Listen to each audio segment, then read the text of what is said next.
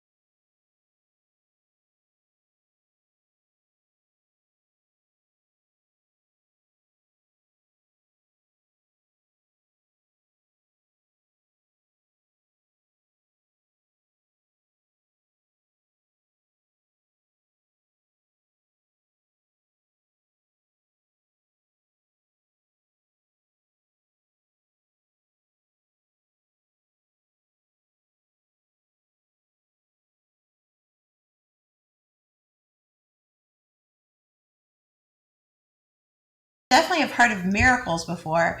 So let's break down some of the things that you offer, and let's give some examples of those so that people like myself, even though it was such a big impression, it made me want to learn more. Okay. And I think that that's so much about our spiritual walk, is to open your mind and see what else you can learn, because just the way you're raised doesn't mean that's the only thing there is. Well, let's start with a story. Okay. It's really not a story. It's my story. It's my story of that I try to explain to make it simple to understand. Okay. Most of us operate from, let's say, 10% of who we are, because each of us, we look in the mirror and we think that's us. Right. We see that person in the mirror and we think that's us. But that's really only, let's say that's 10% of us. Yeah. 90% of us, we can't see. That's amazing. It's invisible. That's interesting. I read somewhere recently that said our eyeballs can only pick up 10% of what's around us. So does that tie into that somehow? It could. I'm just telling a story. Yeah. Okay. Okay. Just something to help people gork or understand or get an idea of, so this gives me an idea of where the guy's coming from. Sure. Okay. Because all I'm really trying to get everybody to do is have the relationship with themselves or their inner being. Okay.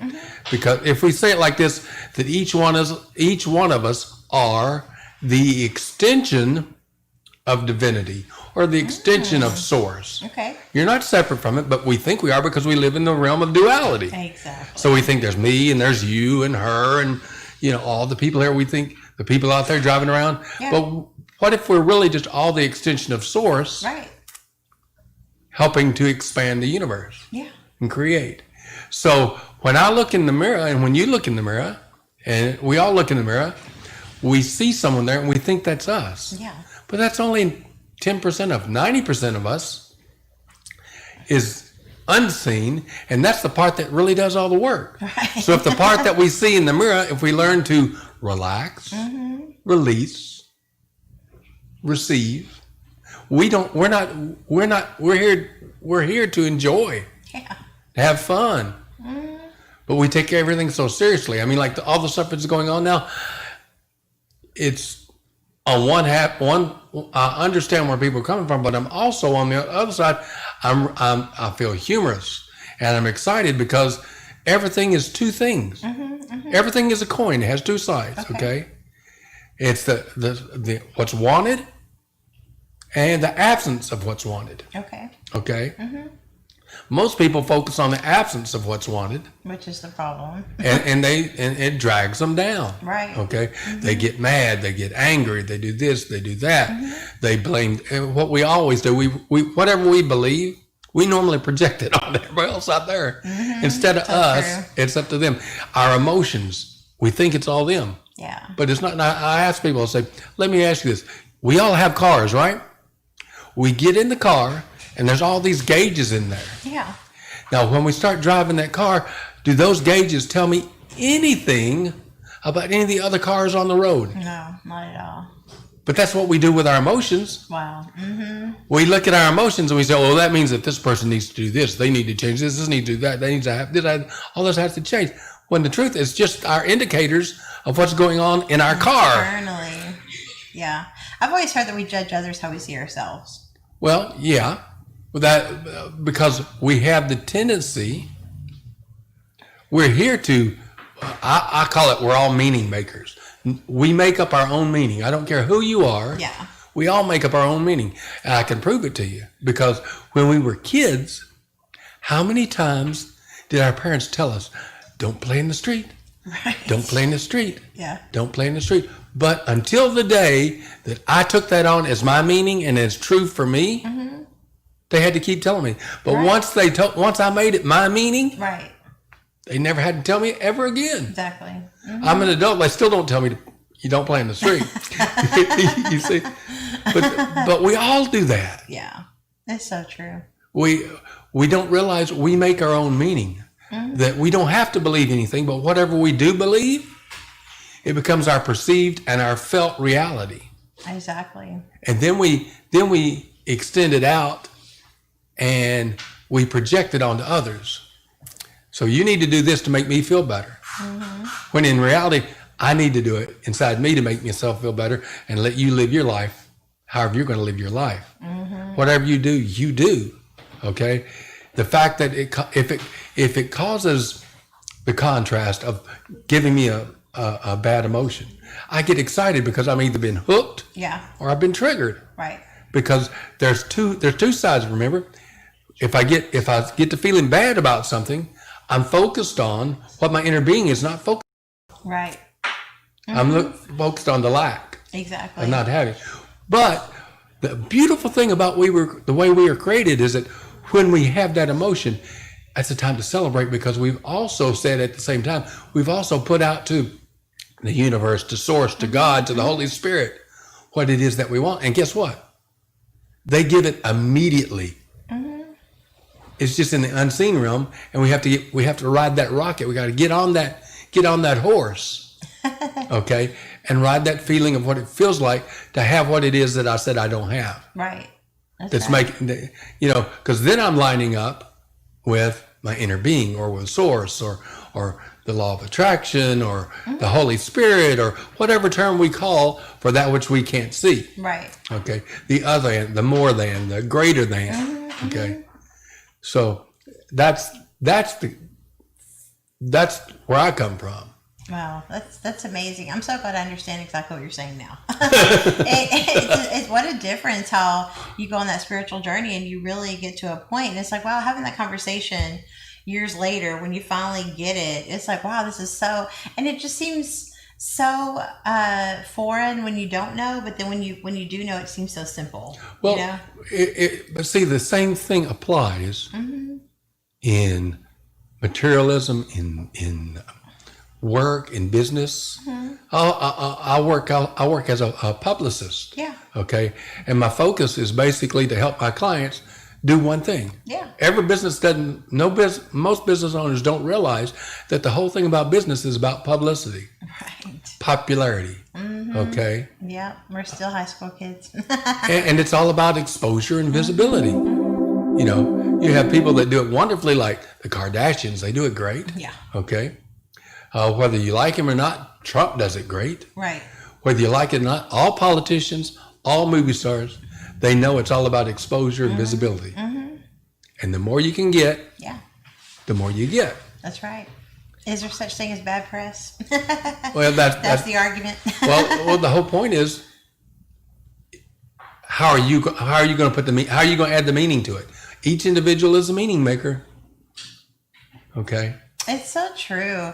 You know, and that's one thing as I've gone on my spiritual journey, we talked about even during the show this week, was how so many people have a victim mentality and they don't understand that you have to get to a place of being willing to accept that you are manifesting your whole life, good and bad. And that's true. It's like we try to explain it. And I ask people, do you explain the law of gravity, or do you try to change it, or do you just You know it's there. you demonstrate it? You never break the law of gravity. Like you never break the law of attraction, if you want to say it that way, Right. Because they just are. Gravity does what gravity does. Exactly. That's why if I move too close to the side of the building and I fall off, I'm not breaking the law of gravity. I'm demonstrating it. That's right. If I have the wings where I can float down, Oh yeah. I'm The demonstrating it. I'm gliding. I'm demonstrating. I'm not breaking the law. Right. Airplanes don't demonstrate the law of gravity. They utilize it. They use it. They Right. use it. Okay. Same thing with the autopilot. Autopilot's off course. What, 90% of the time? Oh Yeah. my God. Autopilot is That's sending out a scary. signal to where it's going. It's receiving information back and making an adjustment. Interesting. And 90% of the time, it has to keep correcting until it gets there to land. Wow. Same thing like our GPS. Our emotions are our GPS, but we keep blaming them on everybody else instead of realizing the GPS doesn't care where I've been. Exactly. All it wants to know is where I am and where I want to go. Exactly. Okay? So true. It doesn't care. And that's we misinterpret our own inner emotions. Oof, you say that again. You know, but we believe that they're true, and they're just a map. They're just a menu. They're not the meal. They're not the territory. Okay. If I go to a Chinese restaurant, I don't eat the menu. Right. I go to the buffet. Yeah. But I don't eat everything on the buffet either. Right. Exactly. I only pick the things that you like. I feel attracted to. Because it's all attraction. We try to push it and fight against it and Yeah. do this and do that. The rioting and all that stuff. That's people pushing against. It's not going to do anything but create more of the same thing. Exactly. Because it's attraction. That's right. If you create war, you attract more war. If you have a war against drugs, you create more drugs. Right. If you create a war against this type of person, you create more of this type of person. Okay? Exactly. Because whatever we give our attention to, the universe, God, source, all it does is include. It doesn't know what you want. It only knows what you think about is basically what you're Right. saying. Yeah. Well, it's a combination of thinking and feeling because we think and then it becomes a thought form. Okay. Then the more we think about it, it becomes a feeling. Yeah. Okay. And then from there, it becomes manifestation or it becomes physical. Like, for example, the chairs we're sitting in, these wonderful microphones. I sound great on this microphone. But it's the microphone that helps me sound great. But the chairs we're sitting, at one time, there were no chairs. Right. Somebody had an idea. He sat there. He wound up using a rock or a piece of wood as a chair, and he kept thinking about it. And then he created a chair. Now we have recliners, we have couches, Isn't that we have amazing? all this stuff out here, all because some guy thought up chair. Yeah. Same thing with cars. You know, Yeah. It's like, or clothes. Yeah. It's amazing how much we can manifest. People have, we just got to get you out of that victim mentality and understand that a lot of this is you. And, one of the things I wanted to ask you about here, you do miracle coaching. Tell us a little bit more about that. Miracle coaching is basically getting you in alignment, getting you lined up with your inner being, right?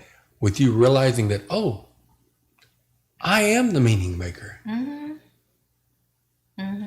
If I can make myself a victim, yeah, perfect. Very easy. There's nothing wrong with it. There's nothing wrong with being a victim, especially if you don't fight against it, right? And you realize that, okay, I created this. That's cool. Don't judge myself. Right. I calibrate to where I want to be. I say, okay, well, I created this situation. I don't know how I created it. Okay, I don't know how I created it, but I did.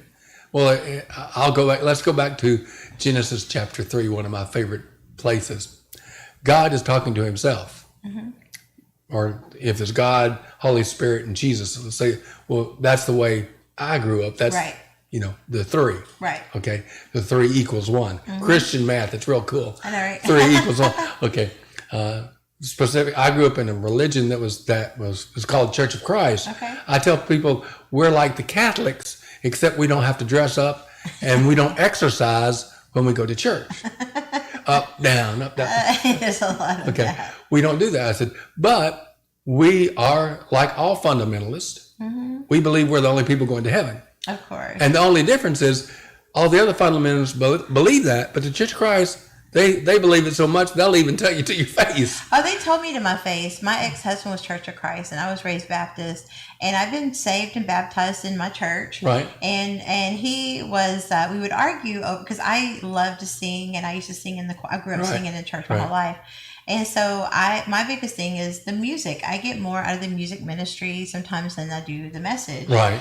Well, he was like, well, Church of Christ, we don't have instruments. Right. And I was like, what? I'm like, and then we got our Bibles out and we started going back and forth over, instruments and things. You can't find it. And that's stuff. But see, interesting thing, I grew up in Church of Christ orphanage.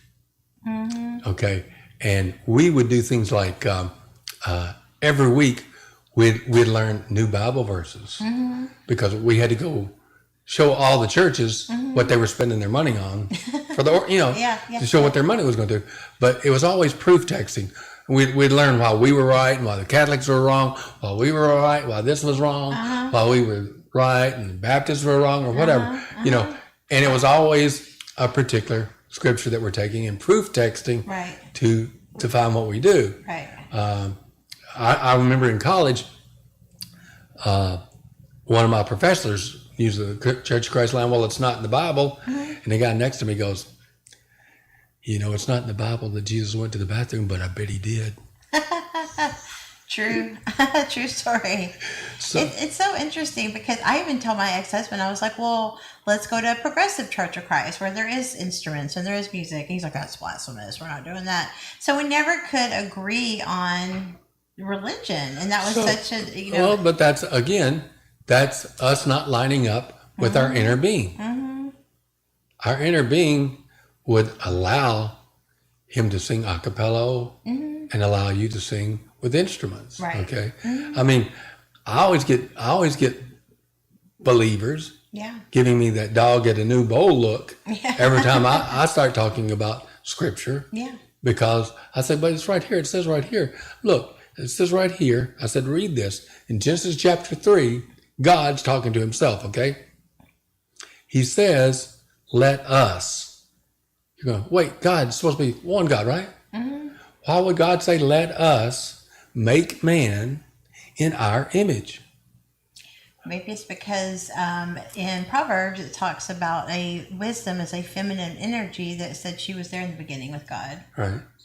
But, and again.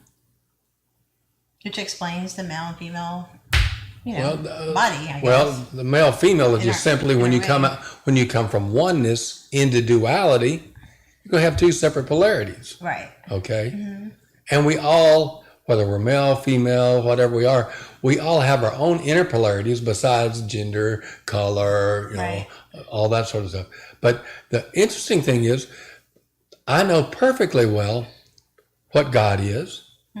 Everybody else does too, but they don't realize it. They think they're talking about what he looks like.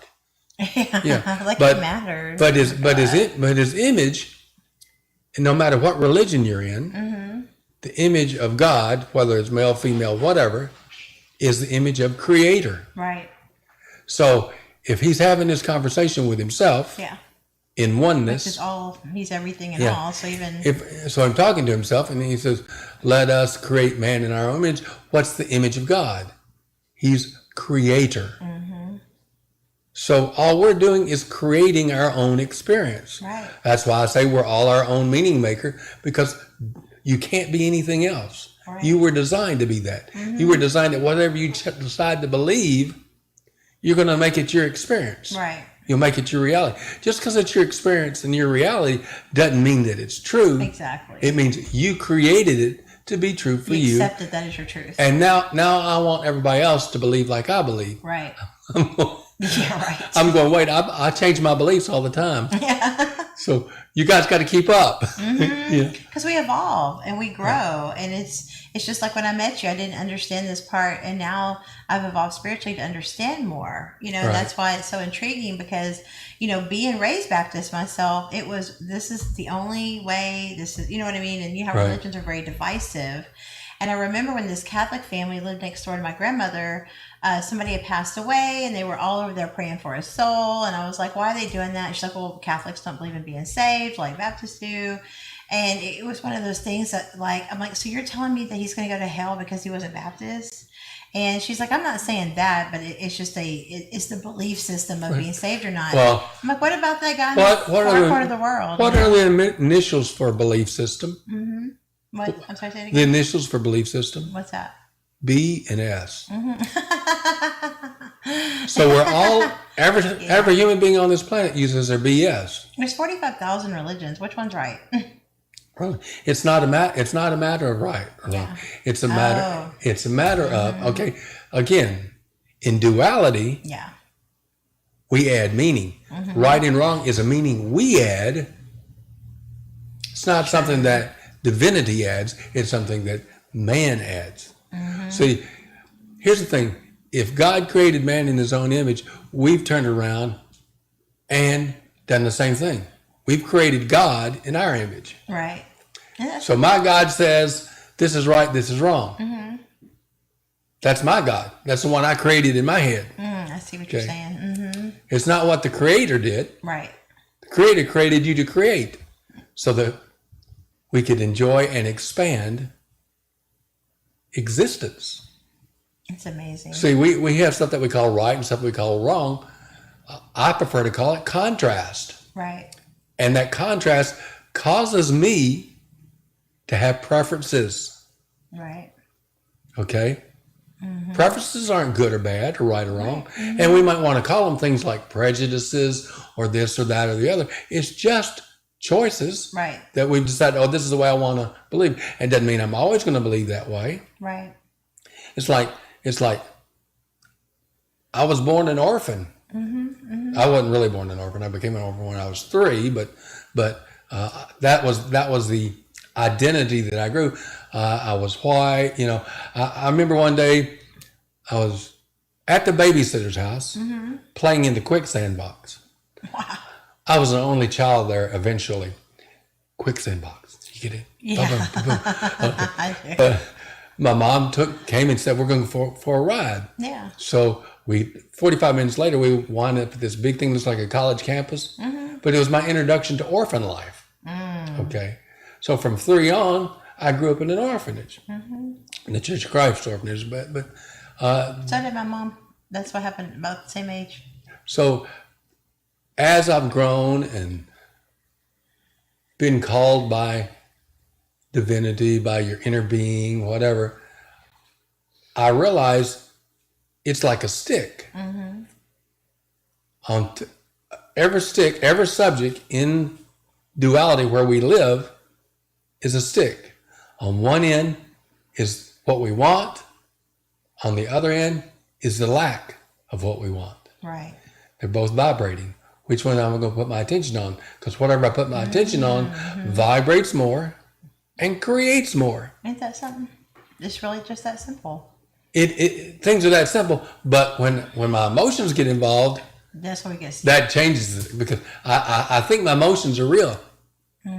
Okay, but they are real because they're guidance. They're letting me know that I'm not thinking what my inner being's thinking. Right.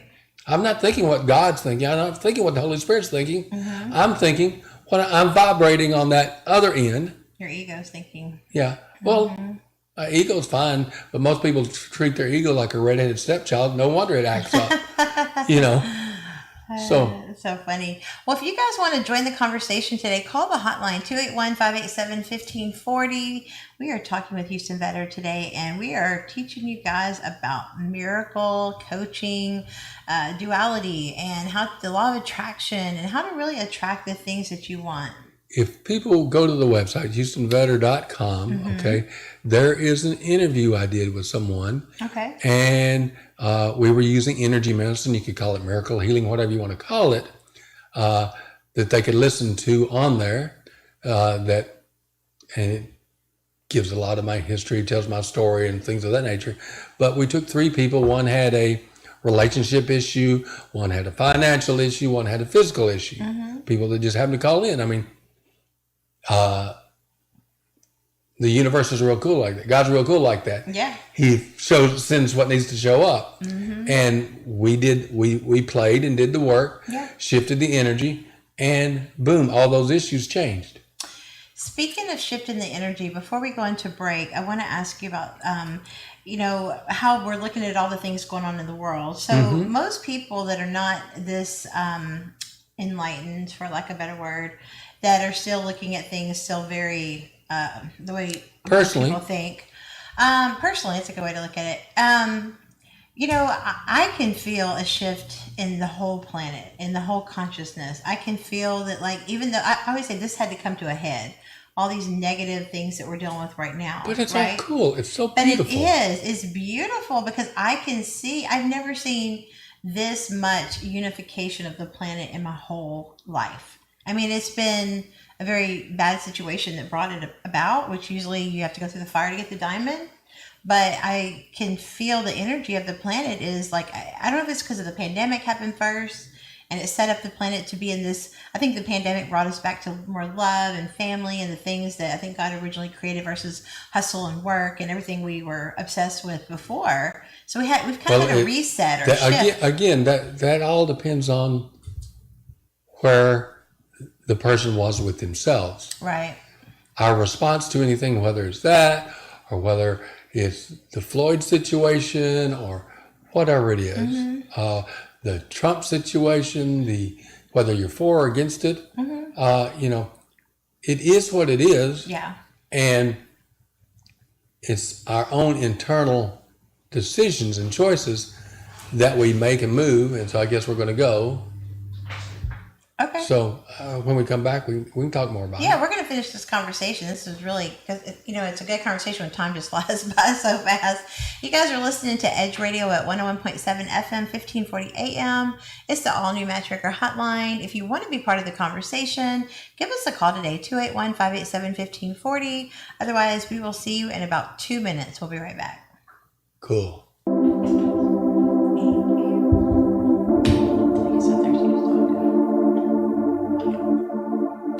So let's talk a little bit about intuitive communication.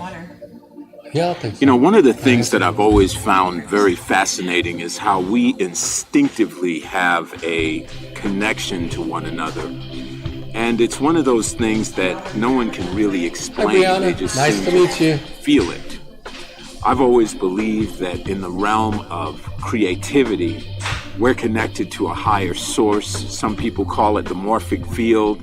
Some people call it the cause of all causes, or the knowing, or God, or any number of different things.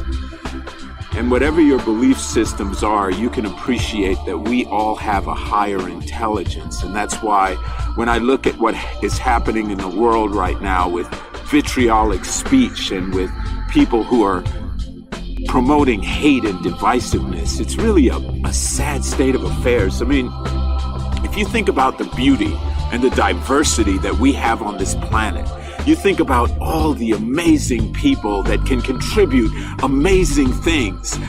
There's not one person that has not experienced some foreign food, some ethnic flavor that you absolutely love to this day. Well, what if that person didn't exist? What if everybody just ate this one thing that was part of your culture? You see, that would take the fun out of life. Same thing with music, same thing with fashion, same thing with architecture, same thing with every form of artistic expression. That's what our Creator had in mind when He put us on this planet, to have that kind of wonderful, amazing, creative, synergistic diversity. And when someone has that, that's when they can really appreciate from a worldview how amazing this planet truly is. So I invite you to really open yourself up to intuitive communication, to become intentional about how you feel about your life and your interaction with everyone in your life, whether they're just like you, different than you, or somebody who can become like you, as in you being a mentor to them. So, as Gandhi says, become the love you want in your life. Thank you for listening. I'm Oscar Hines, ninjatalks.com.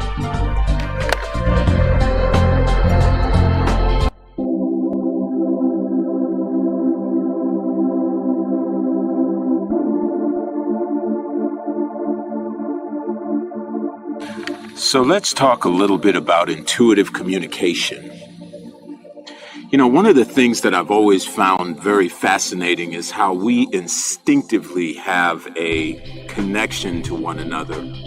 And it's one of those things that no one can really explain. They just seem to feel it. I've always believed that in the realm of creativity, we're connected to a higher source. Some people call it the morphic field. Some people call it the cause of all causes, or the knowing, or God, or any number of different things. And whatever your belief systems are, you can appreciate that we all have a higher intelligence. And that's why when I look at what is happening in the world right now with vitriolic speech and with people who are promoting hate and divisiveness, it's really a sad state of affairs. I mean, if you think about the beauty and the diversity that we have on this planet, you think about all the amazing people that can contribute amazing things. There's not one person that has not experienced some foreign food, some ethnic flavor that you absolutely love to this day. Well, what if that person didn't exist? What if everybody just ate this one thing that was part of your culture? You see, that would take the fun out of life.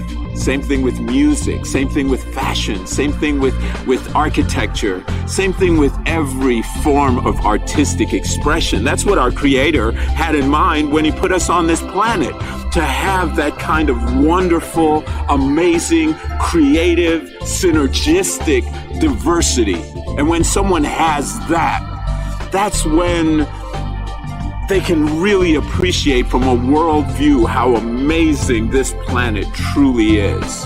So I invite you to really open yourself up to intuitive communication, to become intentional about how you feel about your life and your interaction with everyone in your life, whether they're just like you, different than you, or somebody who can become like you, as in you being a mentor to them. So, as Gandhi says, become the love you want in your life. Thank you for listening. I'm Oscar Hines, ninjatalks.com.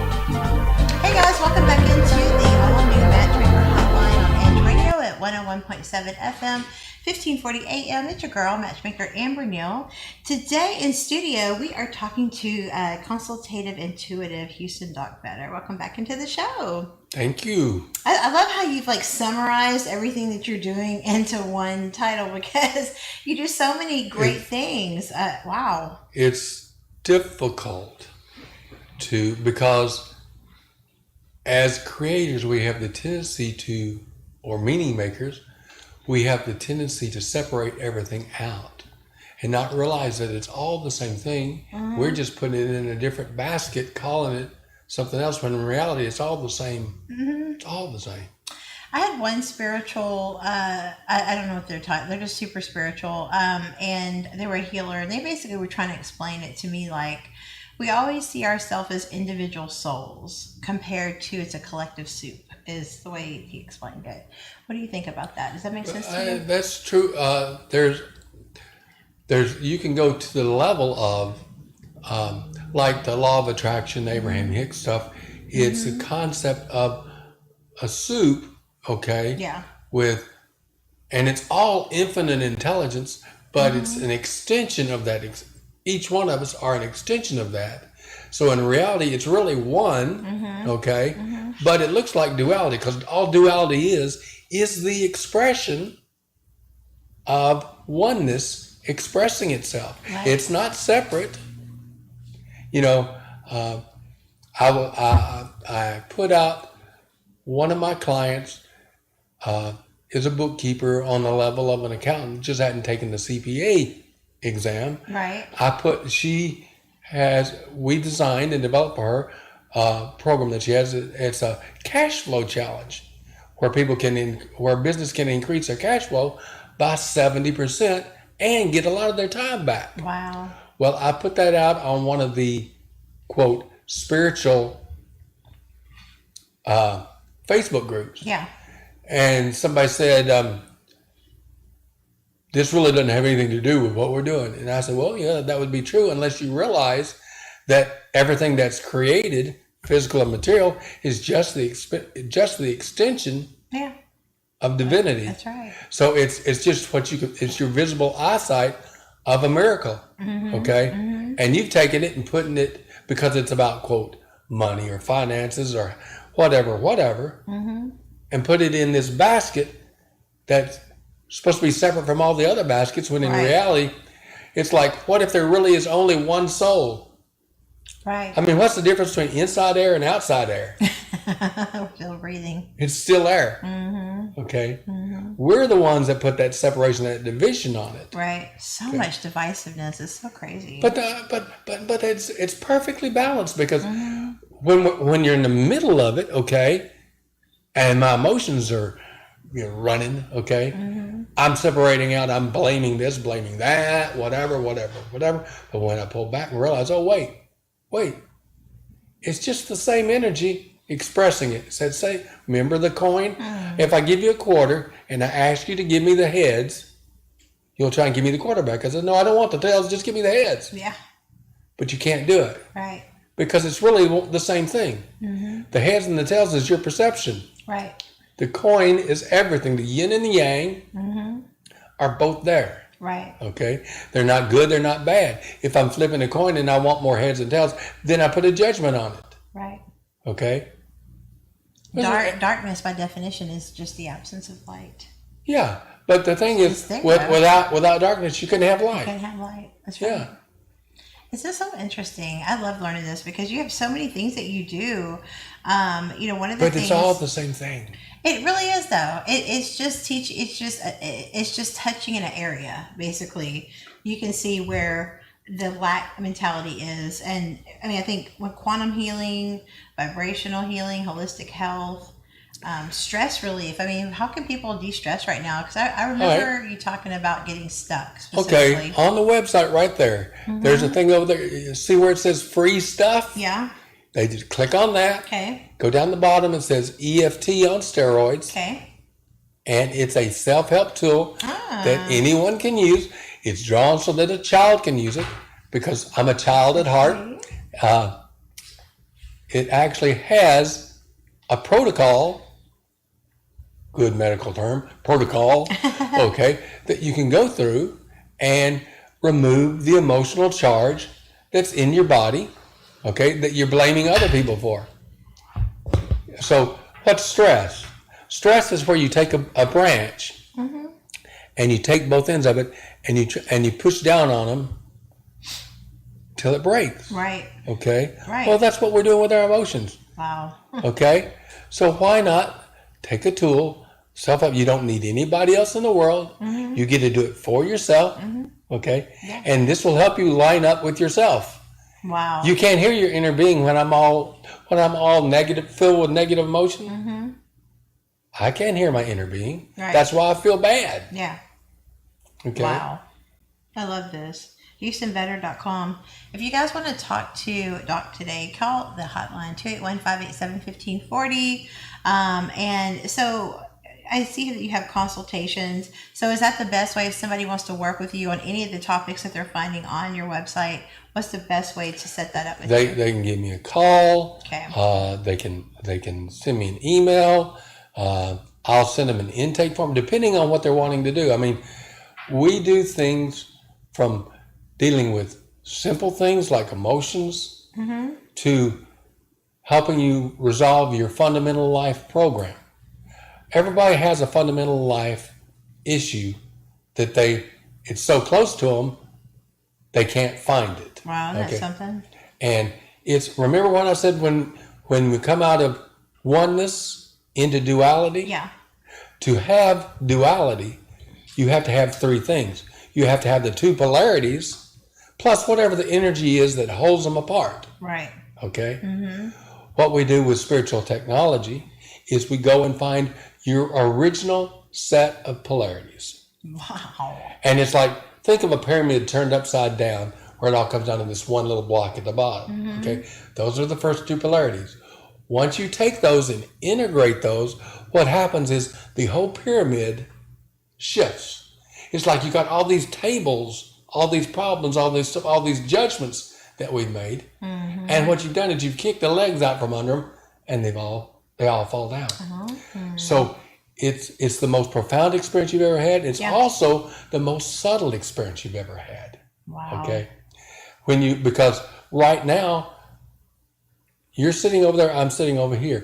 We see the distance between everybody in this room. I see the distance between all the people that's in this room. And I can feel the difference. But if I relax, I don't feel the difference. Right. Because there's a place, I mean, there is no here and there. It's just what is, okay? But because duality is designed to expand and, reality or actuality is created to expand, okay?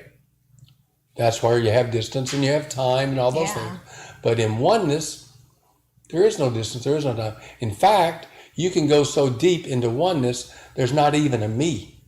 Wow. It's I feel you on that though. You get to the place, you can get to the place, and there's teachers out there that do it. One of my favorite is a guy from England named Tony Parsons, where there is no us. Okay. Another is a guy named Jeb McKenna. Okay. That's not his real name, but that's his name that he writes his books, spiritual trilogies and stuff like that. That all there is isness, beingness. No thing being everything, displaying as something. Interesting. Wow. Okay. Because when you're in that, it's like way cool. Yeah. When I'm not here, you're at oneness with everything. Yeah, there's a statement that when the seeker actually wakes up, there is no other. There isn't even a seeker. Wow. Okay. Now, that sounds good, and the experience of it is great. Okay. And you have the right. As a creator, guess what? As a meaning maker, you can actually go there. Okay. You may need some help going there, but once you learn that you can do it, if you allow yourself to continue to remember that and do that, you can still do it. Okay. But then, if you allow, that's the key. You because you're creating it. Right. Yeah. You're making the meaning. Without you making a meaning, it doesn't have a meaning. Right. It just is. This is wood. There's a floor. It doesn't mean anything. There's a couch. Okay. There's a beautiful lady over there running the soundboard. Okay. There's a me here. There's a you there. There's a clock on the wall. Okay? There's no judgment about it. No right or wrong. It just is what it is. It just is. Now, as human beings, because we're meaning makers, is what we're set up to do, is to make meaning. We can put a meaning on that. Okay? Especially time. Okay? And, it's something that we created to be able to create. Right. Okay? Yeah. The emotions we created our emotions so that we can know whether or not we were in alignment with Source or with God or with the Holy Spirit or with our inner being. Okay? Instead of realizing when I feel bad or I feel angry or upset that I'm going somewhere that my inner being's not going. Right. I think it's telling me what color that car is. Yeah. I'm looking at the instruments on my car. My gas gauge is almost to the empty, and it's telling me, and I put the meaning on it. Oh, that means this car over here is a bad car. That car there with the dent in is not the right car. I looked at my RPMs, and I said, "Oh, that's telling me about the car behind me." And that's what we do with our emotions. That's crazy. But it's not crazy. It's what's been modeled to us from other human beings. Okay. Right. Perpetuated. And it's not good or bad. It just is what it is. Go back to the GPS. GPS doesn't say it's bad that you were here, but if I focus, if we make the decision that we all want to drive to Dallas, okay? Yeah. And in Conroe, there happens to be a detour. Right. So I get pissed, and I'm talking about the damn construction. Yeah. And then get around, and by the time, when I get up to Huntsville, I'm still focusing on what happened in Conroe. I can't enjoy Huntsville. Right. When we get to Dallas, where everybody's in Dallas enjoying Dallas, I'm still stuck back there in Conroe. But my physical body's up here in Dallas. Good analogy. And that's what we all do because we don't realize that we're actually dealing with ourselves. Right. Same thing with a relationship. Okay? If I get upset with my significant other or with my brother or my sister, it's really my car, it's my indicators talking to me about what's going on in my car. But what am I doing? I'm blaming them. If you change, I'll feel better. Right. But then we get into our religious background says you're not supposed to feel better. That's so true, though. Yeah, it is. I mean, and we're designed to feel better. we're here to help expand the universe and enjoy the expansion and create and have all the things that you want. It's funny, these articles that we were going to discuss today from Psychology Today. I just, was going to get your take on these, and I think that you really explained it already. But the first article was psychological tricks to help you stop worrying. And it basically, they're saying that from a psychological standpoint, that worrying comes from a stem to want to be in control. And that we often want to control our environment or the outcome of every situation. First thing I think of is the law of attraction. A lot of people they teach you parts of the secret, but they don't teach you that part of letting go and just being and just let it go and believe for the best. I mean, you already envision it and wait for it to come and live in expectation. All I'm trying to share with you is that we're using false premises. Right. Okay. And the premise starts with me. Okay. The meaning that I'm making and applying creates the worry. Right. And see, I put it all into two baskets. Feels good, feels bad. Yeah. Okay. Because all I'm looking for the menu, I'm looking for the map. What we don't realize is that our BS, our belief system, is just a map.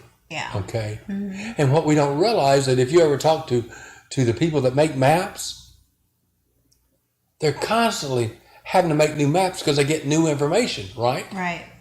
So the map that works today, takes in all these new roads and all the new stuff that's been built. Right. Okay. But with our BS, with that map, it's that same one we had that we picked up when we were a kid. So no wonder we're doing things like worrying and doing this and doing that, because we don't update our maps. And we judge we judge everything else outside of us, instead of realizing, oh, this is about me trying to line up with my own inner being. So that worry is just an indication that I'm not lined up. I'm not in alignment. Yeah, I'm not in harmony. Mm-hmm. I don't have the mood or the mindset of my inner being. I'm under the influence of something that I created that's not it's not helping me. It's not to my best interest. And there's nothing wrong with it. Yeah. It is what it is. I'm not going to judge me and get down on myself because I was pissed off. I was pissed off. Yeah. It happens. Right. Okay? Mm-hmm. But another statement that I love. Stay there. A friend of mine, he's another master teacher, fella in, I don't know where he is now, probably down in South America somewhere. His name was Jerry Stocking. But he used to say, life is all about getting hooked and unhooked. Mm-hmm. And how many times you can do it in a second. See, because, and it's all inside me. Mm-hmm. I'm observing everything that's going on, and when I observe it, it either hooks me or it doesn't. Right. If I get hooked, if I know how to get unhooked, like the little tool that we talked about, okay, the basic peak thing there, that we talked about on the website, it's a way to get unhooked, okay, and get back to that place of levelness or satisfaction.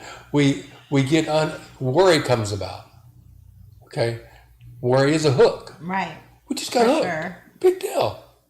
Okay? Yeah. If I'm paying attention to myself, I'm going, oh, cool, look, another button I get to play with. Yeah. Another place I get to unhook. Yeah. You see? Yeah. Because I hook myself. Mm-hmm. I'm blaming that person. Yeah. But I hooked myself. Exactly. Okay. You got stuck in the emotion. I'm worrying about my finances. Mm-hmm. Okay. Because what my bank account says, what my inner being says, are two different things. Exactly. But when I realize I don't have to do the work, I can be lazy. Yeah. Okay. Doesn't mean that I won't take action, but the action that I'll take will have fun, it'll be pleasure, be ease, be joyful. Okay. But if I'm taking action to try and put money in my bank account because of, I got to have money in the bank account to pay the bills. Right. Okay. That's going to create that worry. It's going to stress you out. And I need to get the hook off of that.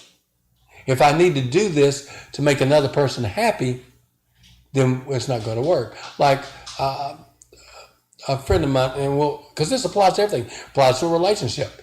Somebody said one time to a friend of mine, actually it was a master teacher, they said to him, said, I sure wish you'd help me help my son get a girlfriend. And the master teacher says, well, I don't want to do that right now. And they said, why? Why not? He says, well, we want to give you the time to this vision that you have to bring it forth. Interesting. Enjoy. Because if he gets another girlfriend right now, yeah, she's going to be just like him, going to be unhappy, going to be unemployed, okay? Yeah.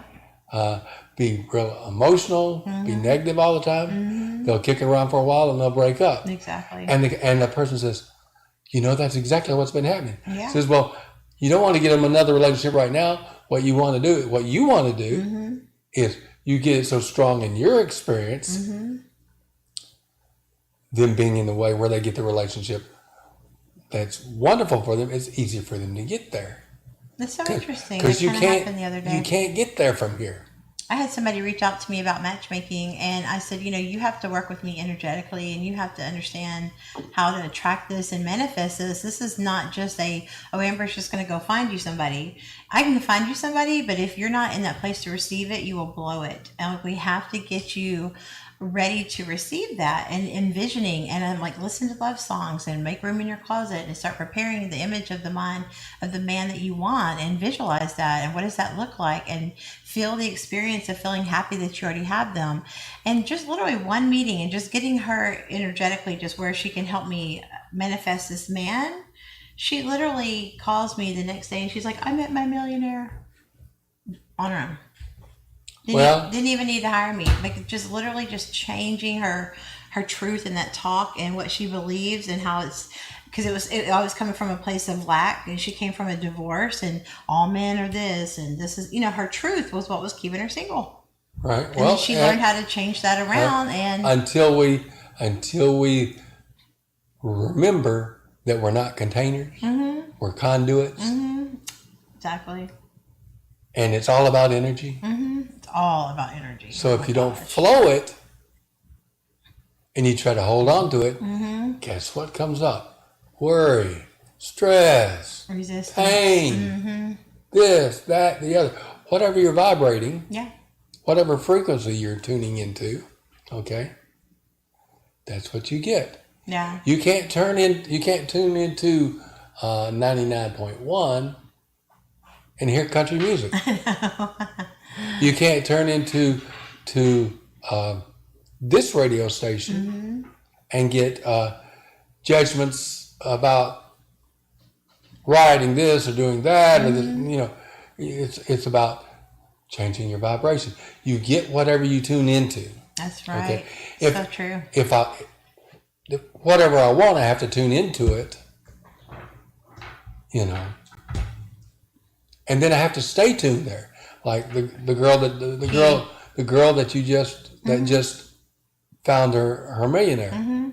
She needs to stay tuned to that station, because if she goes off, and the interesting thing is, as meaning makers or creators, we continue wanting more things. Right. Because that's what this contrasting duality is about. Right. Is expansion. Okay. Exactly. So that's the issue. Now the challenge is raising our vibration, raising our energy from here to there. Okay. We feel real good right now because we're focusing on stuff that's in alignment with our inner being, and with Source, and with God, and with the universe. Okay. But we feel good right now. And I think that's when people go through toxic relationships, and it's like you said, if they don't understand how to shift what they expect in their truth, they're going to keep attracting more and more of the same thing. We got to take a quick break, you guys. We are visiting with Houston Doc, aka Doc Better, today. Y'all go to his website, and he has got some really great tools on there to teach you how to get unstuck and how to get to living your most authentic, best version of yourself. When we come back, we're going to talk about the world's biggest study on loneliness and see how that's affecting us with the COVID, and how we can help you guys maybe get past that if you are, especially singles, are going through that right now. You are listening to Edge Radio at 101.7 FM, 1540 AM. Call the hotline 281-587-1540 if you want to jump in or you have a question. And we'll be right back in about 2 minutes. Stay tuned.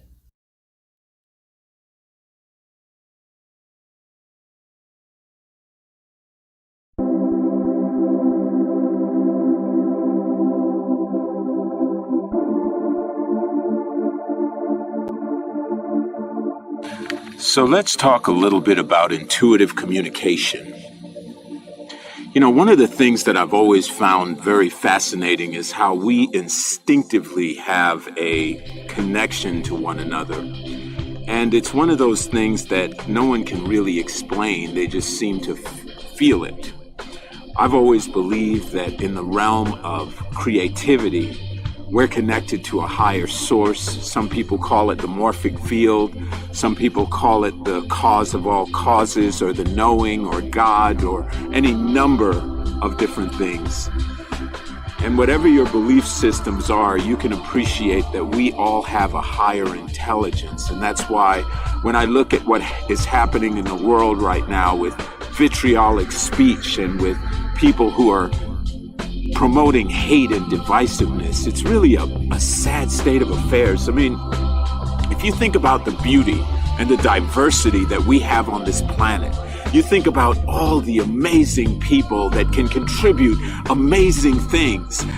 There's not one person that has not experienced some foreign food, some ethnic flavor that you absolutely love to this day. Well, what if that person didn't exist? What if everybody just ate this one thing that was part of your culture? You see, that would take the fun out of life. Same thing with music, same thing with fashion, same thing with architecture, same thing with every form of artistic expression. That's what our Creator had in mind when He put us on this planet, to have that kind of wonderful, amazing, creative, synergistic diversity. And when someone has that, that's when they can really appreciate from a worldview how amazing this planet truly is.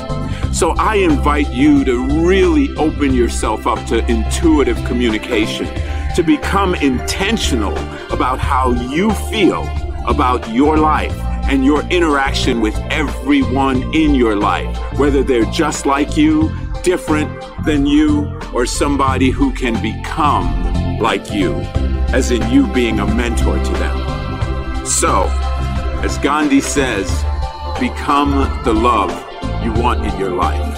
Thank you for listening. I'm Oscar Hines, NinjaTalks.com.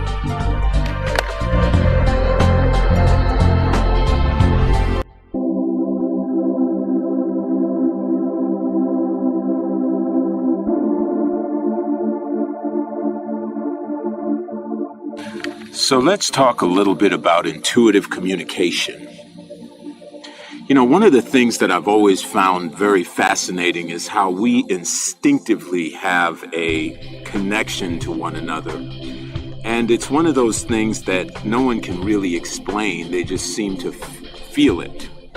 I've always believed that in the realm of creativity, we're connected to a higher source. Some people call it the morphic field. Some people call it the cause of all causes, or the knowing, or God, or any number of different things.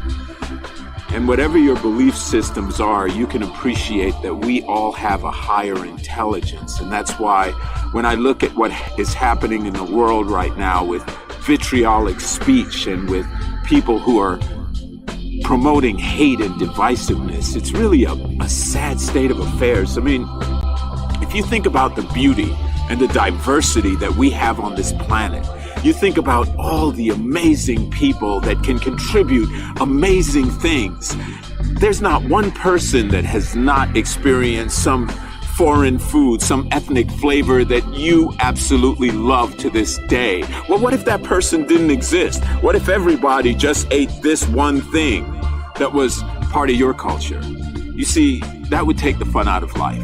Same thing with music, same thing with fashion, same thing with architecture, same thing with every form of artistic expression. That's what our Creator had in mind when He put us on this planet, to have that kind of wonderful, amazing, creative, synergistic diversity. And when someone has that, that's when they can really appreciate from a worldview how amazing this planet truly is. So I invite you to really open yourself up to intuitive communication, to become intentional about how you feel about your life and your interaction with everyone in your life, whether they're just like you, different than you, or somebody who can become like you, as in you being a mentor to them. So, as Gandhi says, become the love you want in your life. Thank you for listening. I'm Oscar Hines, NinjaTalks.com.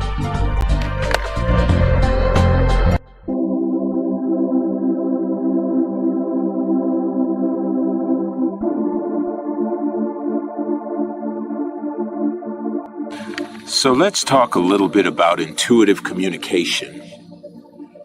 You know, one of the things that I've always found very fascinating is how we instinctively have a connection to one another. And it's one of those things that no one can really explain. They just seem to feel it.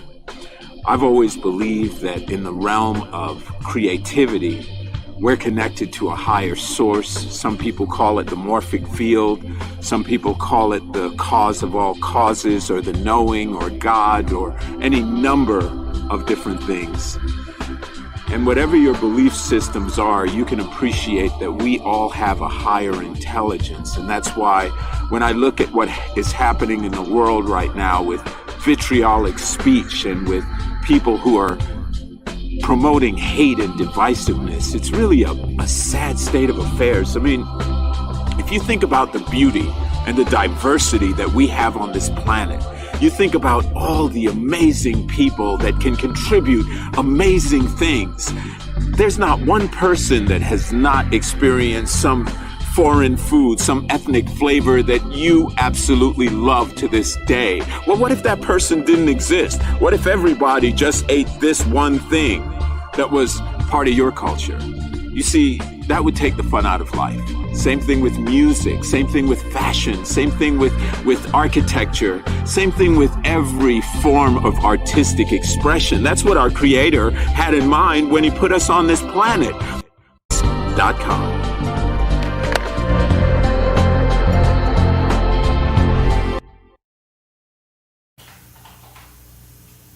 Hey guys, welcome back into the Matchmaker Hotline on the all-new Edge Radio. It's your girl, Matchmaker Amber Neal. Today we are live in studio with Houston Vetter. He is the man with the plan, because we are trying to figure out how to get unstuck and vibrate at the right frequency to be able to manifest and attract those things in our life. If you guys are dealing with loneliness or depression, call in. Doc will help you get through that and help you shift your perspective to where you can live a better, happier life. Call into the hotline 281-587-1540, 281-587-1540 on the all-new Edge Radio. We are here to help because the truth still matters. So, Doc, let's go over this article in Psychology Today. The world's biggest study on loneliness. New research helps explain who feels lonely and who does not. Mm-hmm. And it basically asks the question, do you feel lonely during the ongoing COVID-19 pandemic? Some people do. Some people seem to cope very well with this increasing social isolation that is resulting from the measures aimed at reducing the number of new infections in many countries. But why do some people feel lonely and others do not? Psychological science is only beginning to understand which factors influence whether someone frequently feels lonely or not. A new study now published in the scientific journal Personality and Individual Differences in 2020 made an important step towards getting a better understanding of individual differences and loneliness. In the study, the scientists analyzed the largest group of volunteers that has ever been investigated regarding loneliness. Participants took part in the BBC Loneliness Experiment, an online survey launched on BBC Radio 4 and BBC World Service. Overall, more than 46,000 volunteers between the ages of 16 and 99 contributed to the study. And importantly, the volunteers came from 237 countries, making this the most diverse study in the research so far. And they're basically saying that the volunteers filled out an online questionnaire indicating how often and intense they experience loneliness. They also answered several other questions about themselves, such as how old they were, which gender they were. Moreover, volunteers also gave information about their jobs and relationship status. And the study revealed 3 interesting findings. So I want to go over these 3 things with you. Okay. Number 1, that age affects loneliness. While one might think that older people might feel lonelier, the study showed that the opposite is true. Older people feel clearly reported less frequent loneliness than younger people. In general, middle-aged people were lonelier than old people, and young people were lonelier than the middle-aged people. Interesting. One thing that they apparently missed, it's real simple, is if you've decided to experience your life as an introvert or an extrovert. Okay.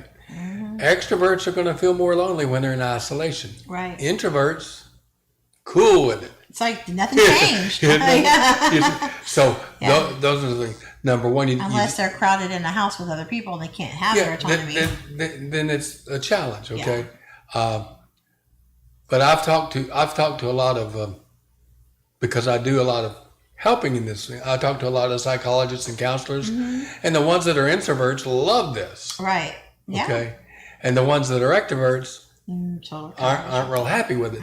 But you mentioned there the younger they are, the more they felt the loneliness. The older they are, the less they felt it. Right. Well, they lived longer. They've had more experiences. Right. A lot of people, when they get become senior age, they've already seen it all and heard it all, so it's not a big deal. Comfortable in their skin. At that point, They're too. not, and they may or may not. And the difference between the loneliness or not is going to be who's more in touch with their inner being or not. Right. Okay, because loneliness, sadness, depression, are those good feelings or bad feelings? Right. Yeah. If it's a good feeling, guess what? You're going to feel satisfied, so it's not going to be a good feeling. You're not going to feel it. Right. Okay. If you feel the loneliness, you're thinking something that's not in line with your inner being. Right.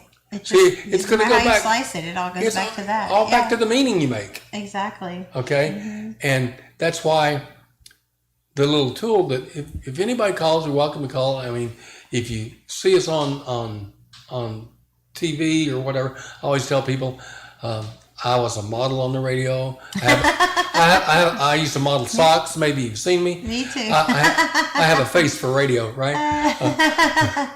But It's funny. the tool is something you can do. If loneliness is an emotion, depression is emotion. It's a vibration. It's a place where you're stuck. Yeah. The reason you're stuck is you think you're a container. Don't realize you're a conduit. It's supposed to flow it through. Observe it, not absorb it. Well, you can absorb it and still flow it because it's still gonna affect you. So the thing is, if you learn how to release it, which we'll go through the process here. If you're feeling lonely, we'll do it here. We'll get it through. You'll be able to tell yourself 0 to 10. 0, I don't feel lonely. I don't feel depressed. I don't feel angry. I don't feel this. I don't feel that. Okay. 10, I feel it completely. I'm stuck. Okay. It's paralyzing me. Well, those are just numbers. That's how we're going to measure it. We'll take you through the process that you can do for yourself, but I'll help you. I'll go through it with. This is just one of the tools, but this is a self-help tool. Yeah. Okay.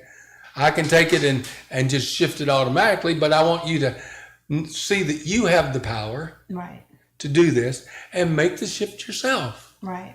And you'll go, well, if I was an 8 and now I'm a 4, okay, something's changed. Okay, so let's get the 4 down to a 0 so you don't have a challenge with it. And you can use this, and then we'll do some of the other protocol in there, and we'll teach your younger self how to play this little game and have them work on your past so that you feel more and more at peace. That is the key, man. I'm telling you, it's like once you do get to that place of peace and you just know, you just understand everything, and you truly are, that is like the best place to be. And I think once you get to that place, protect that at all costs. I mean, peace over everything. I mean, protect your peace. Remember, hooked and unhooked. If I get out of my peace, I'm not even going to protect it. I know how to get back into it. Yeah. So let's just get back into it. I'm not going to get upset with myself that I got out of peace. Yeah. Contrast came.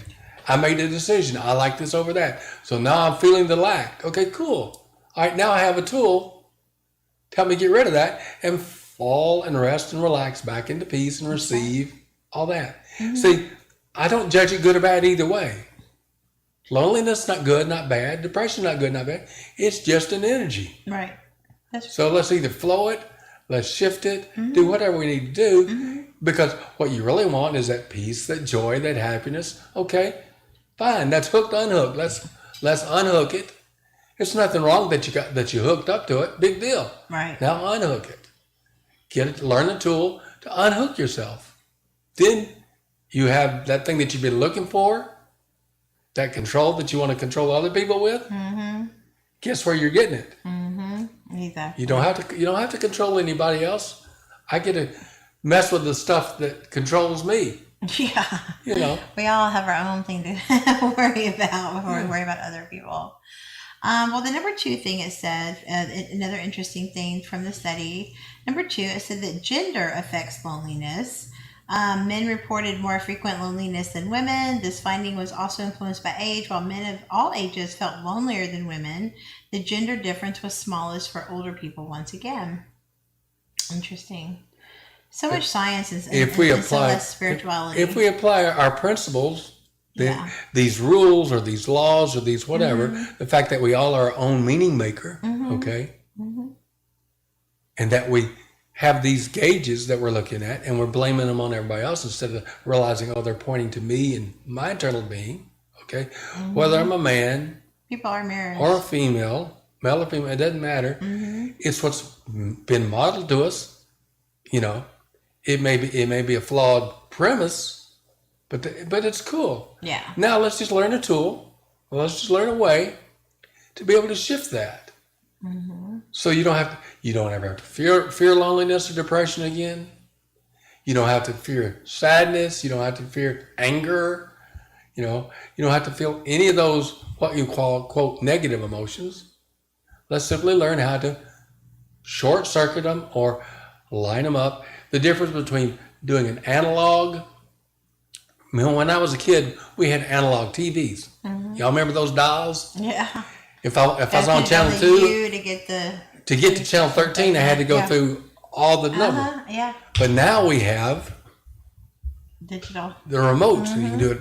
You can go from channel 3 to channel 12. Yeah. In an instant. Yeah. Okay. So the tool here, the self-help tool that we're giving you, is one of the ways that you can do that. And if you want to give it a try, give us a call. 281-587-1540. It's interesting because I feel like the more I read this article, the more it just keeps going back to the same thing. At the end of the day, if you're just focused on the negative emotion, you're not going to change anything in your life at all. You're literally just because you expand what you focus on. Exactly. It just knows where the attention is. The thing is, you get to create your own truth. That's the weird part. Because we think some truth is outside of us. Right. Exactly. And you get to create your own truth. You get to create your own reality. You get to create how you want to feel. You create it. Yeah. But it's okay if you've created it in a way that you don't want it, because you're perfectly good at creating. How'd you get your negative emotion? You created it. Hallelujah. Congratulations. You did good. Okay? It's like gravity. It just works. Well, that's right. Attraction just works. We live in a universe that's attraction based. It's just attraction based. I think that helps people when you give that analogy of gravity, because it's like we don't ever think about gravity. We just know it is. Yeah, we use it. It's a law. I bet you never walk outside in a dress and are worried that your dress is going to be blown up. No, you don't think about that because you just know it's a law of gravity. Gravity does. Law of attraction. You don't even know to understand. You don't have to understand the law of gravity. Because you're going to demonstrate it no matter what. Exactly. I go downstairs. If I walk downstairs, I never ever break the law of gravity. If I trip and fall, I only explain and give an example of what the law of gravity does. That's right. Same thing with the law of attraction. We never break it. We just demonstrate it. Now, I can judge it as saying, I never wanted that. I said, well, I didn't say that you wanted it. I'm saying you created it. Okay? Because we all involve ourselves in, don't take it good or bad, we do sloppy thinking. Sloppy thinking creates sloppy feeling. That's not good, that's not bad. Remember, hooked and unhooked. That's life. Okay? I'm hooked. How do I get unhooked? Okay? Right now you might work on how can I get unhooked in a day. Right. Then you work to how many times can I get hooked and unhooked in an hour. Then you can play with how many times can I get hooked and unhooked in a minute. Then how many times can I get hooked and unhooked in a second? You see? It's because we're meaning makers, we're creators, Exactly. We get to do this. Can you ever get to a place where you don't fall into the trap of getting hooked? Or do you feel like that's It's just not a a human trap. experience? It's not a trap because remember, okay, two sides of the coin. Mm-hmm. Whatever side I'm pointing at, that's where my focus of attention goes. Right. Energy flows, grows, builds, strengthens, and charges wherever my attention goes. Correct. Okay? So who cares if I get hooked or don't get hooked? You just undo it. I can get hooked less, okay? Being hooked is where I'm in the middle of resistance, okay? Yeah, exactly. The path of least resistance is to get unhooked, Right. okay? We live in the realm of duality. We're going to get hooked. So let's learn some tools and some ways to get unhooked. Yeah, that's the best. Because then it don't matter. So my question is, can I ever have a car that never needs gas? If it's an electric car, it's going to need gas to get to the electric pump. Okay? It's always going to need more electricity. So that's life. You always have a beginning, middle, and end. Yeah. But you are eternal. Okay? You're here to play this game. Yeah. So how do we get to less resistance? Or number one, if I don't resist being hooked, I'm going to have less resistance around it. I don't, when my gas gauge is low, I don't get pissed off that my gas gauge is low. I know how to put gas in the car. I got money that I'm grateful for and thankful that I have to put gas in the car. Right. I got a card, you know, or I can call somebody come pick me up, Those are, that's the process of hooked and unhooked. Exactly. How much attention you're going to give Yeah, it. my gas. I don't get hooked by my gas being low. I just do what it takes. What you need to do. Yeah. And I can feel good about it or I feel bad about it. I can feel grateful when I go to the pump. I can thank my inner being. I can thank the universe that has provided enough that I have a car to drive. See, it's all in perception and how you look at that. Yeah, because you might not even have a car. Yeah. And you're complaining about gas. Yeah. don't. I mean, it costs gratitude is so important. Yeah. It costs so much appreciation, gratitude, thankfulness. Muji, or I don't know how to say his name. He's one of the spiritual quote gurus. They call him the teddy bear guy. He looks like a teddy bear. He has dreadlocks and stuff like that. He teaches people. He says this is your mantra. Thankful. I'm thankful. Seriously. Thank you for this. I know gratitude has been the key for me in my life of really making really being able to manifest. Coming from that place of gratitude that I don't have lack. I am grateful. I have so many things to be grateful for. So the last tip here, which it keeps going back to this, and then we'll finish talking about this article. It was just saying that society affects our loneliness as well. And I think with things, it basically says people who live in individualistic societies such as the U.S., in which individual success is an important life goal, reported more frequent loneliness than people living in collectivism societies such as Guatemala, in which the needs and goals of a larger group, such as family, are more important than the individual success. This effect was stronger for men and older people.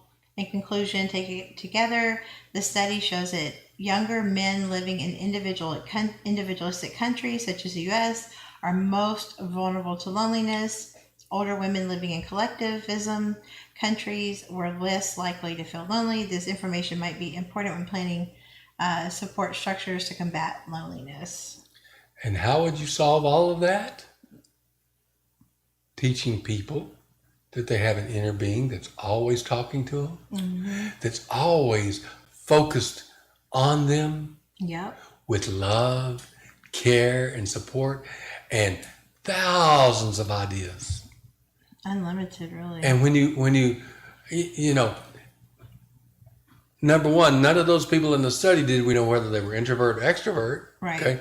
Which would have been a beautiful piece of knowledge to have. Okay? Seriously. And number two, we don't know of the people that were questioned, how many of them had an awareness and a good relationship with their inner being, with themselves. Right. Okay? Because I left out the spiritual part. It was also like it was science. Okay, but see, but there's why separate. It's the same thing. Right. See, we want to separate spiritual from science. We want to No, separate. I don't think it's separated. But I a think lot of people do. This article was like more just science and psychology. Because whatever you focus on, that's what you work on. Yeah. But I'm saying psychology is all about what the mind's doing. Mm-hmm. Mind and emotions, mind and emotions, mind and emotions. Okay? And everything I'm talking about, you could hooked and unhooked. Mm-hmm. That's not spiritual. That's psychology. Yeah. Hooked and unhooked. That's spiritual. Yeah. Mm-hmm. It's also psychology. Mm-hmm. Okay? Mm-hmm. Feeling good, feeling bad. That's psychology. Let me ask you this, Doc. Do you, we're talking about helping individuals. Let's say that couples that are fighting and having, a lot of couples went through quarantine. The divorce attorneys are now saying that there's been like a 50% increase in requests for divorce recently. And the cases of domestic violence are through the roof. It's gone through the roof. Through the roof. Oh, so sad. Which tells me that no one in that house is having a relationship with their inner being. Right. Because when you're in alignment with your inner being, Mm-hmm. you don't have conflicts with other people. Right. You don't expect them to give you your happiness. Mm-hmm. You give it to yourself. Right. You don't expect them to take care of your loneliness. Mm-hmm. You give it to yourself. Mm-hmm. Okay? All of those things, and it's not good, it's not bad. It's just that no one's ever explained it to us. No one's ever talked to us about it. No one's ever given us any tools to move ourselves in that direction. Yeah. So our focus of attention has always been on them. And I tell people, you can't give to somebody what you don't have. Amen. So if you don't have a relationship with your inner being, you can't display that to other people. Right. And that's how people learn. They model each other. That's right. Mm-hmm. It's not through education. I think that's why people love movies and stuff so much. Think about how observational humans really are. We just love to watch other people. It could be going to the mall and watching people. People love to watch people. Right. And so why don't we go find something that gives us joy and pleasure, whether it's watching little kids in the park or ducks on a pond or, learning to be grateful for everything. Mm-hmm. So my mate doesn't want to do this. Well, that created two things. Both sides of the coin it created. Which side am I focused on? Right. The one that makes me mad at them? Yeah. Or the one that makes me aware of what my desire was and that rocket that got shot off the moment that they said no, and I felt like I'm not going to get what I want. I could get on that rocket of desire that's going into my inner being has already said, yeah, here, it's yours. You can have it. Mm-hmm. The moment you ask that rocket of desire, inner being, source, God, creator, always says yes, creates it automatically. Mm-hmm. It's there. It's just hasn't been manifested. You don't see it, hear it, feel it. Okay, but you can feel it because that's your indication that it's ready to be manifest. That's right. You do feel it. I'm telling you. Once you. So the question is, how do I get over to ride the rocket? How do I ride that horse? Going in the direction. How do I look at that side of the coin? It goes in the direction of what I want, not the lack of it. Right. I'm using someone else as my excuse not to be in line with my inner being, and I'm blaming them, but I'm the one doing it. Right. Mm-hmm. So whether you're male or you're female and you're going to beat up on your spouse or whatever, okay, it's an alignment issue. It's not about them. Right. You're divorce attorney people. It's not, their job is not to help you line up with your inner being. Right. That's the result of you not lining up with yourself. So true. And I'm a broken record. I'm not upset about it. I'm happy about it because repetition is one way to get you to pay attention. Okay. You do have to do that because when we're so programmed the opposite way, and it's on purpose, I believe, that the way we're programmed, so that we don't reach our fullest. But it's that BS again. It's that BS. But we got to take a quick break, you guys. We're going to be back in about 2 minutes. We are here with Houston Vetter. He's given us some knowledge. I hope you guys are paying attention today. Call in if you want to talk to him, 281-587-1540. We're here at the Edge Radio on the all-new Matchmaker Hotline. We'll be back in 2 minutes. Thanks.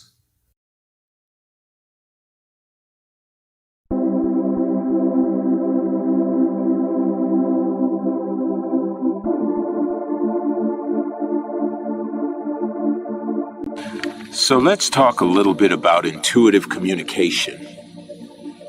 One of the things that I've always found very fascinating is how we instinctively have a connection to one another. And it's one of those things that no one can really explain. They just seem to feel it. I've always believed that in the realm of creativity, we're connected to a higher source. Some people call it the morphic field. Some people call it the cause of all causes, or the knowing, or God, or any number of different things. And whatever your belief systems are, you can appreciate that we all have a higher intelligence. And that's why when I look at what is happening in the world right now with vitriolic speech and with people who are promoting hate and divisiveness, it's really a sad state of affairs. I mean, if you think about the beauty and the diversity that we have on this planet, you think about all the amazing people that can contribute amazing things. There's not one person that has not experienced some foreign food, some ethnic flavor that you absolutely love to this day. Well, what if that person didn't exist? What if everybody just ate this one thing that was part of your culture? You see, that would take the fun out of life. Same thing with music, same thing with fashion, same thing with architecture, same thing with every form of artistic expression. That's what our Creator had in mind when He put us on this planet, to have that kind of wonderful, amazing, creative, synergistic diversity. And when someone has that, that's when they can really appreciate from a worldview how amazing this planet truly is. So I invite you to really open yourself up to intuitive communication, to become intentional about how you feel about your life and your interaction with everyone in your life, whether they're just like you, different than you, or somebody who can become like you, as in you being a mentor to them. So, as Gandhi says, become the love you want in your life. Thank you for listening. I'm Oscar Hines, ninjatalks.com.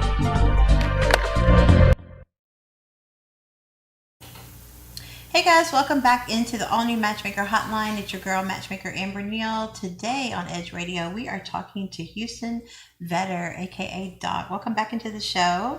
Thank you. We've been trying to, help you get unstuck and realize that so much of the things in your life that are not appearing, it's because of the way you're thinking, right? And to recap that, one thing I was looking at your website, Doc, and one thing I really wanted to mention, if you guys have not heard it in the previous hour, go to houstonvetter.com and check out his page, because there's amazing stuff on here. He has articles. There's how to get in touch with him for consultation, a lot of free stuff and courses. And I really love how you have the ability to go in and analyze what's keeping you stuck and the emotion that you're trapped in. But one thing I do want to bring out that I wanted to mention that really touches my heart. We work our whole lives to support our family. With one accident or illness, it can all be gone in an instant. Now there's a smart, affordable way to protect your family. Go to We Work Our Whole Lives. So I can either unhook them energetically, or I can teach them. I'll do that as well. Yeah. Okay. But I'll also use the free tool so that they know how to, so they can start practicing and putting gas in their own tank. Yeah. Okay. Filling up their own car and begin to participate in the life that they created. Yeah. Okay. Versus being at effect. They can be more at cause. Right. Well, I think that's very kind of you and generous to do that, because I do it with veterans and first responders, popo, firemen. It don't matter. The popos. You know, one of the things on here too, I was noticing in all the things you do, you say you have quantum healing. Tell us a little bit about that. Quantum healing is the fact. It's real simple. And I explain it this way. Yeah. Alignment, misalignment. Okay. You got my attention. Tell me more. If the physical body needs healing, the mental body needs healing. Yeah. I have MDs around town that, and this is a little secret, and I'll let it out because it needs to be known. 30% of the people that go to the MD go from MD to MD to MD to MD, so true. Because the chemical drugs don't solve the issue. Okay, when they run into an MD that knows me, back from when I used to have the hypnosis center in town. Yeah. Okay, they send them to Dr. Vetter. Okay, when they come to me, I'll either do energy work or whatever, and shift it, and you get immediate results. So they think it's a miracle because they've been going all these years. Well, let me give the story. When I first started, when I was in college, okay, and learned some of this stuff. Getting out of college, I was doing psychology, being quote psychologist, but I didn't feel that I needed to have people pay to be my friends. Right. Because in psychology, you go to over, okay? So they're paying to be my friend. They're paying me to be their friend. So I started learning hypnosis and things, ways to make it quicker. Then I learned different processes such as neurolinguistics, things like that. You still believe in hypnotizing? You think that's an effective method? We all do it, yeah. Yeah. We all go, it's just a brainwave thing. We all do it. There's nothing wrong. It's useful, and it's quicker. But we had a lady come in, that when she thought about a relationship, she couldn't even think about being married. When she thought about a relationship, she went into a ball. Wow. A fetal position, okay? She couldn't go on dates, but she wanted to be married. Okay? She believed in magic. So, what we basically did was, I did some energy work with her, shifted in less than 15 minutes, and her statement was, wow, when I was a kid, I happened to be in the way of some guy, a family member, who had a problem. They molested me. And they did it to me one time. But in my mind, I repeated it over and over and over. And the more she repeated it, finally I wound up put her in a ball, fetal position. Yeah. Well, and she says, now I realize that I had this one experience and I kept doing it to myself all these years. But she didn't judge herself for it. She said, now I don't have to do it. Now she's married, raised 3 kids and stuff like that. I love that. So that looks like magic, miracles, because she'd been going to doctors. Yeah. For psychologists, psychiatrists prescribe drugs, psychologists, we do things like talk therapy. I try not to do talk therapy. I try to do, solve the problem. You don't need to, Yeah. We get you, people come to me afraid to fly. 15 minutes, they can fly. Okay. Afraid of heights. Gone. Okay. It's nothing special. It's the way the mind works. Hooked and unhooked. Okay. Hooked and unhooked. That's our new word for the week. Hooked and unhooked. Yeah. It's our new theme. So it's fine. It's fine to be hooked. It's fine to be unhooked. Let's just learn tools to do both. What is, I can be stressed, depressed, or whatever, Yeah. The other thing I want to talk about, then we've talked about most of the stuff here, but I want to talk about, I was just curious, what is energetics, quantum energetics, is that? Okay, there is a quantum energetics is basic. I've got 3 piled higher and deepers, which are PhDs. Okay. One's comparative religions. Nice. One is psychology. And the other one is sports and energy medicine. Wow. Or psychology. Okay. Same thing, just different words. Okay. It's really all the same thing, it's just different words.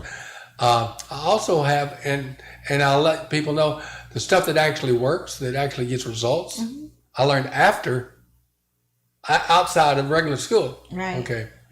So I've got master level credentials in about 50 different modalities. Wow. Okay.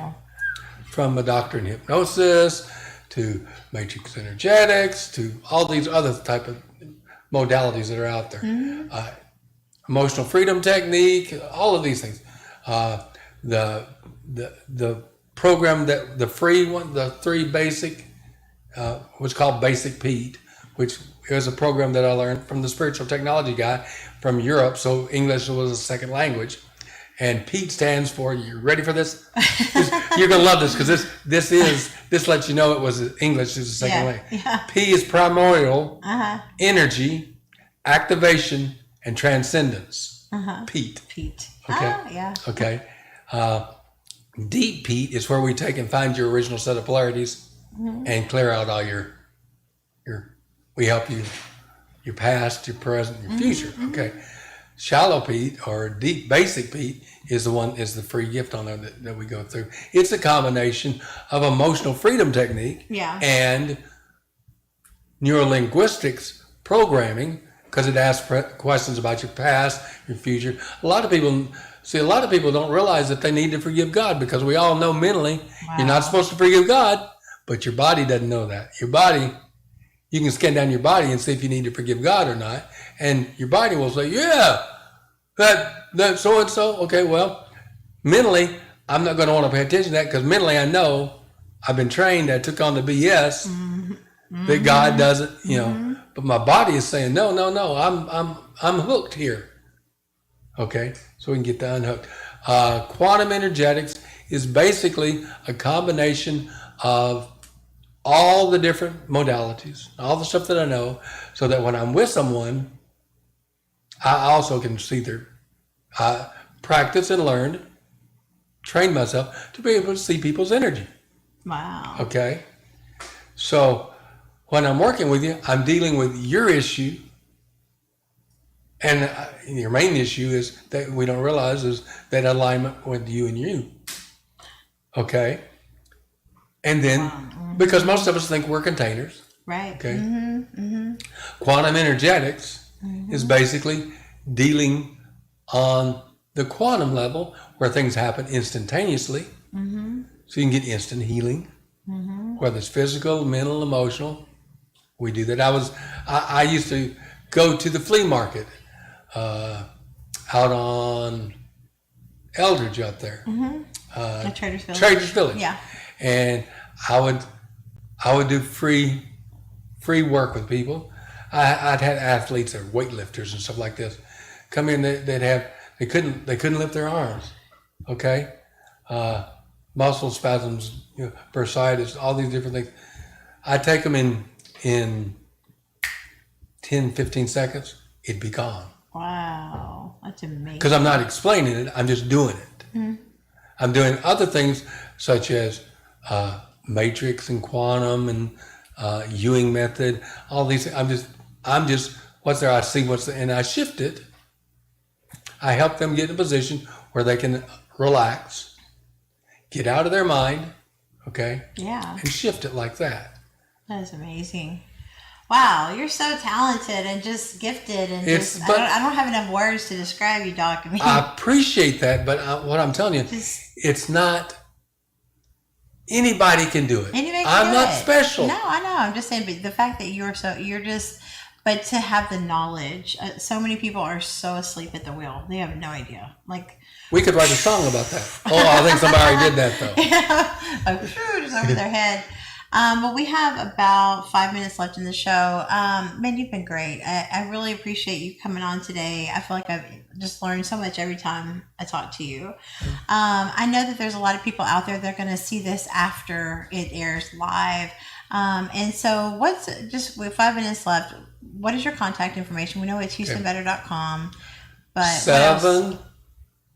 713-459-6263. Okay. And call you and set up an appointment. Call, text, whatever you want. Wow. Yeah, I really appreciate you coming on today. So you guys, if you have more questions, go to his website, HoustonBetter.com. He will teach you how to live your best life, and ask Doc anything. He's ready. He's here for you. You can do it. I feel like you can do it. Yeah, come on, put my Cajun hat on. You can do it. You can do it. Yeah. That's right. You can do it, guys. And thanks to our sponsors at Maridate.com. We're going to give you some free travel courtesy of Maridate. A couple show gifts today. And for more information, like I said, go to HoustonBetter.com. For more information about Maridate, go to Maridate.com. If you want information about being on the show, or you have something that we need to learn about and tell everybody else, because the truth still matters, contact me at amberneal.com, or you can go to Edge Radio Network, and you can always hear us streaming, and you can also go to the Facebook page and rewatch any show that we've done. So thanks again for being on the show. This applies to everything, to your business, to your personal life. Yes. It doesn't matter. That's right. Whatever you need to make it better, easier, smoother, and faster. We like that. If you want to make your business or your personal life better, call Dr. Vetter. Call Dr. Vetter. Y'all heard it here today on the all-new Matchmaker Hotline on Edge Radio. You guys can listen anytime on the FM dial, 101.7 FM or 1540 AM. Again, tomorrow is Funny Fridays here on the all-new Matchmaker Hotline. We're joined by Tessa Ellaby and Kristen Linder. It's going to be a girls' party tomorrow. I'll give you my funny. My grandpa said this on his deathbed. He said, son, I'm going to give you some advice. I'll give you 3 words that'll open doors for you. Push and pull. You guys have heard it here from Houston Vetter. Doc, we really enjoyed having you on the show today. Tune in tomorrow, right back at noon here on the all-new Matchmaker Hotline on Edge Radio. We'll see you tomorrow. Bye.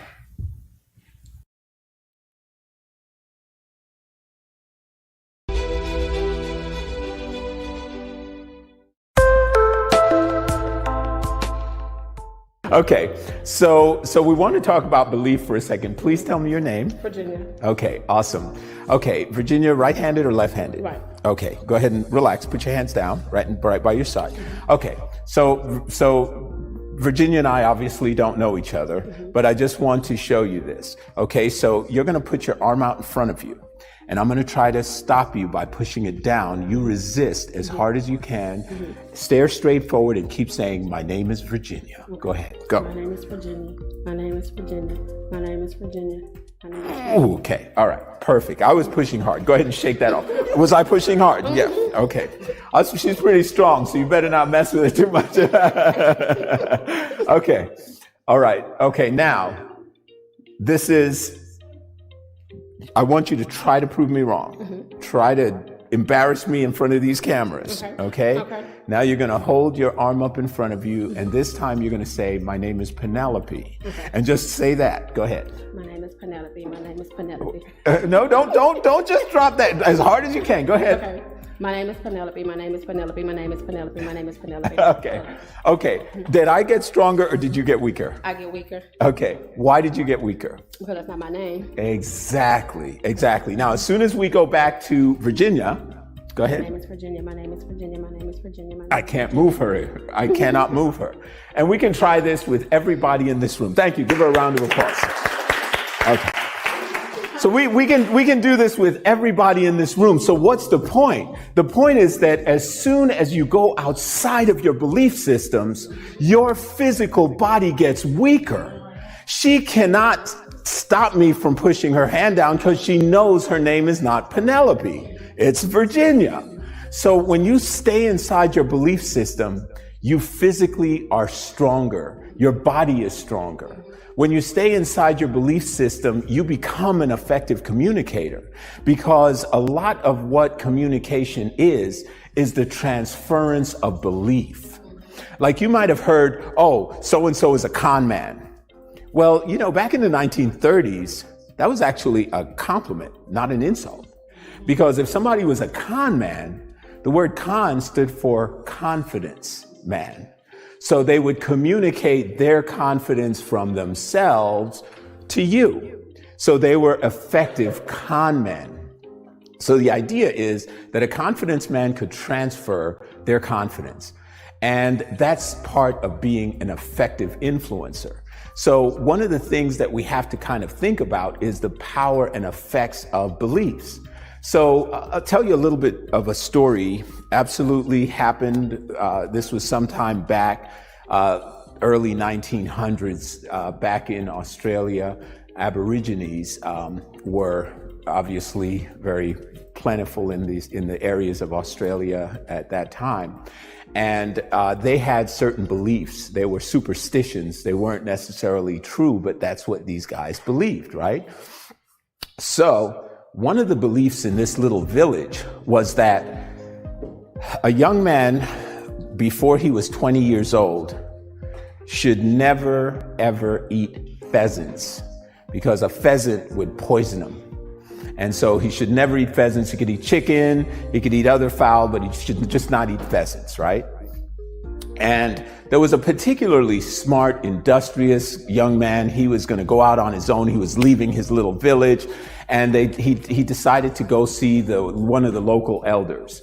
And so he goes and he's going to have a final dinner with the local elder, and the local elder prepares all the foods and the fixings and everything. And the young man walks in and he's like, "Hello, sir, I'm here to see you for your parting words of wisdom." And he says, okay, so he sees this what looks like, you know, chicken. He says, "Is this pheasant?"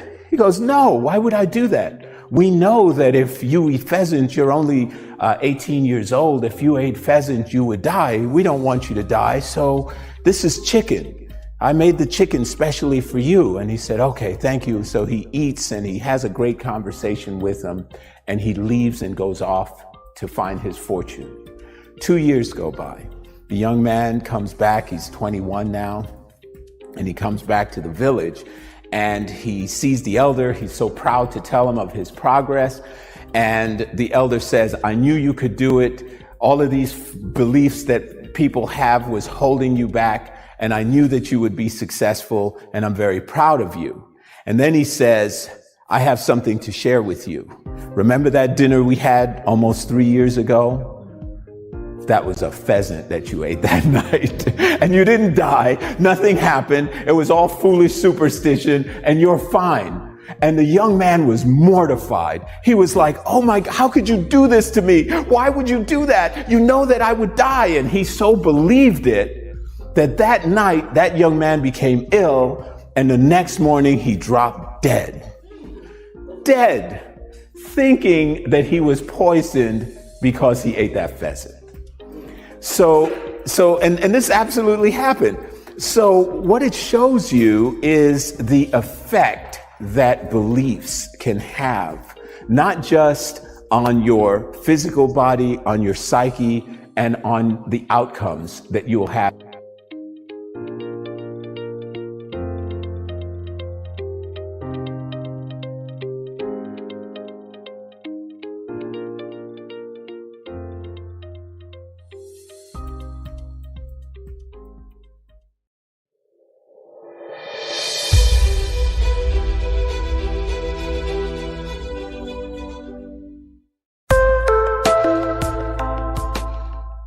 Okay, so we want to talk about belief for a second. Please tell me your name. Virginia. Okay, awesome. Okay, Virginia, right-handed or left-handed? Right. Okay, go ahead and relax. Put your hands down, right by your side. Okay, so Virginia and I obviously don't know each other, but I just want to show you this. Okay, so you're going to put your arm out in front of you, and I'm going to try to stop you by pushing it down. You resist as hard as you can. Stare straight forward and keep saying, my name is Virginia. Okay. Go ahead. Go. My name is Virginia. My name is Virginia. My name is Virginia. Okay. All right. Perfect. I was pushing hard. Go ahead and shake that off. Was I pushing hard? Yeah. Okay. She's pretty strong, so you better not mess with her too much. Okay. All right. Okay. Now, this is, I want you to try to prove me wrong. Try to embarrass me in front of these cameras. Okay? Now you're going to hold your arm up in front of you, and this time you're going to say, my name is Penelope. And just say that. Go ahead. My name is Penelope. My name is Penelope. No, don't just drop that. As hard as you can. Go ahead. Okay. My name is Penelope. My name is Penelope. My name is Penelope. My name is Penelope. Okay. Did I get stronger or did you get weaker? I get weaker. Okay. Why did you get weaker? Because that's not my name. Exactly. Now, as soon as we go back to Virginia, go ahead. My name is Virginia. My name is Virginia. My name is Virginia. I can't move her. I cannot move her. And we can try this with everybody in this room. Thank you. Give her a round of applause. Okay. So we can do this with everybody in this room. So what's the point? The point is that as soon as you go outside of your belief systems, your physical body gets weaker. She cannot stop me from pushing her hand down because she knows her name is not Penelope. It's Virginia. So when you stay inside your belief system, you physically are stronger. Your body is stronger. When you stay inside your belief system, you become an effective communicator, because a lot of what communication is the transference of belief. Like you might have heard, oh, so-and-so is a con man. Well, back in the 1930s, that was actually a compliment, not an insult. Because if somebody was a con man, the word con stood for confidence man. So they would communicate their confidence from themselves to you. So they were effective con men. So the idea is that a confidence man could transfer their confidence. And that's part of being an effective influencer. So one of the things that we have to kind of think about is the power and effects of beliefs. So I'll tell you a little bit of a story. Absolutely happened. This was sometime back, early 1900s, back in Australia. Aborigines were obviously very plentiful in the areas of Australia at that time. And they had certain beliefs. They were superstitions. They weren't necessarily true, but that's what these guys believed, right? So one of the beliefs in this little village was that a young man, before he was 20 years old, should never, ever eat pheasants, because a pheasant would poison him. And so he should never eat pheasants. He could eat chicken, he could eat other fowl, but he should just not eat pheasants, right? And there was a particularly smart, industrious young man. He was going to go out on his own. He was leaving his little village, and he decided to go see one of the local elders. And so he goes and he's going to have a final dinner with the local elder, and the local elder prepares all the foods and the fixings and everything. And the young man walks in and he's like, "Hello, sir, I'm here to see you for your parting words of wisdom." And he says, "Okay." So he sees this what looks like, chicken. He says, "Is this pheasant?" He goes, "No, why would I do that? We know that if you eat pheasant, you're only 18 years old. If you ate pheasant, you would die. We don't want you to die. So this is chicken. I made the chicken specially for you." And he said, "Okay, thank you." So he eats and he has a great conversation with him, and he leaves and goes off to find his fortune. 2 years go by. The young man comes back. He's 21 now, and he comes back to the village. And he sees the elder. He's so proud to tell him of his progress. And the elder says, "I knew you could do it. All of these beliefs that people have was holding you back. And I knew that you would be successful. And I'm very proud of you."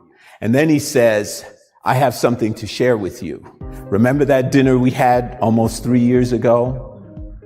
that was a pheasant that you ate that night.